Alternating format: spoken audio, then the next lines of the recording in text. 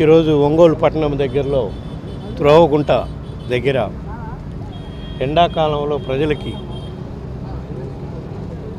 మంచినీళ్ళు సౌకర్యం అందించే విధంగా, చల్లటి మంచినీళ్ళు అందించే విధంగా వైఎస్ఆర్ కాంగ్రెస్ పార్టీ నాయకుడు రావిపాటి వెంకయ్య ఆధ్వర్యంలో వాళ్ళ సోదరులు చేస్తున్న ఈ కార్యక్రమం ప్రారంభించుకోవడం జరిగింది.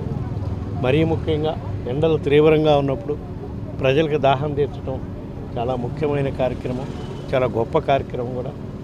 ఇటువంటి కార్యక్రమాలు వైఎస్ఆర్ కాంగ్రెస్ పార్టీ నాయకులందరూ వారి వారి ప్రాంతాల్లో ప్రజల ఇబ్బందులు ఎక్కడ ఉంటే అక్కడ ఈ సేవా కార్యక్రమాలు మరీ ముఖ్యంగా ఎండాకాలంలో ప్రజలకు అందుబాటులో ఉండే విధంగా చేయాలని చెప్పి ఈ సందర్భంగా తెలియజేస్తారు. మీడియాలో వాళ్ళ ఇష్ట ప్రకారం వాళ్ళు రాసుకోవడానికి వాళ్ళు మాట్లాడుతున్నారు, రాసుకుంటున్నారు. జగన్మోహన్ రెడ్డి కుట్ర చేయడానికి మా చేతిలో ఏం అధికారం ఉంది? మేము కుట్ర చేసి ఎన్ని పెట్రోల్ బంకుల దగ్గర సాకు లేదని బోర్డులు పెట్టించగలం? రాష్ట్ర వ్యాప్తంగా నేను గత 4 రోజుల నుంచి తమిళనాడు తిరిగాను, కర్ణాటక తిరిగాను, తెలంగాణ తిరిగాను.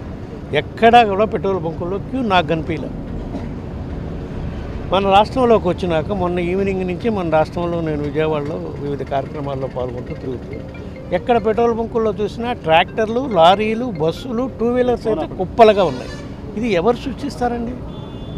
వాస్తవాలు మాట్లాడుకోవాలి కదా. ప్రజలన్నీ గమనిస్తున్నారు. మరీ ముఖ్యంగా అయితే ఎక్కువ రైతులు అయితే చేపలు చచ్చిపోతున్నాయో మొర్రో అని మొత్తుకుంటున్నారు. ఇక్కడేమో ఒక చోట ఒక అధికారులేమో లోకల్గా ఉండే డీలర్స్ ఉండే షాపుల నుంచి అమరావతికి మాత్రమే డీజిల్ సప్లై అయ్యాలని ఆర్డర్స్ ఇస్తారు. ఏంది ప్రజల మేలుగోరే ప్రభుత్వం? ఇది ప్రజలను కీడు చేసే ప్రభుత్వం. ప్రజలే అర్థం చేసుకోవాలి. అదేమంటే ప్రతి దానికి మా మీద ప్రతిపక్ష పార్టీ మీద దుమ్మెత్తిపోయటం, ఆఖరికి డీజిల్ కొరత నువ్వు సృష్టించి నీ అసమర్థ పాలన వల్ల డీజిల్ కొరత వస్తే దానికి కూడా మా మీద దుమ్మెత్తిపోసే కార్యక్రమం చేస్తున్నారు. ఇవన్నీ ప్రజలు గమనిస్తున్నారు. తప్పకుండా వీళ్ళకి సరైన టైంలో సరైన కాలంలో వచ్చే రోజుల్లో బుద్ధి చెప్పే కార్యక్రమం చేస్తారు. ఈ రోజున్న పరిస్థితి కాదు ఇది. కూటమి ప్రభుత్వం అధికారంలోకి వచ్చినాక గత 2 సంవత్సరాల నుంచి కూడా రైతుకి ఏ పంట పండించిన రైతుకు కూడా గిట్టుబాటు ఇచ్చిన పరిస్థితి దాఖలాలు లేనే లేవు. అదే వైఎస్ఆర్ కాంగ్రెస్ పార్టీ అధికారంలో ఉన్నప్పుడు, జగన్మోహన్ రెడ్డి గారు ముఖ్యమంత్రిగా ఉన్నప్పుడు ఏ పంట అయినా సరే, పంటకి నష్టం వచ్చినా సరే, పంట గిట్టుబాటు విషయంలో కానీ ప్రభుత్వమే అన్ని చర్యలు తీసుకొని రైతుకున్న దాఖలాలు ఎన్నో సందర్భాలు ఉన్నాయి.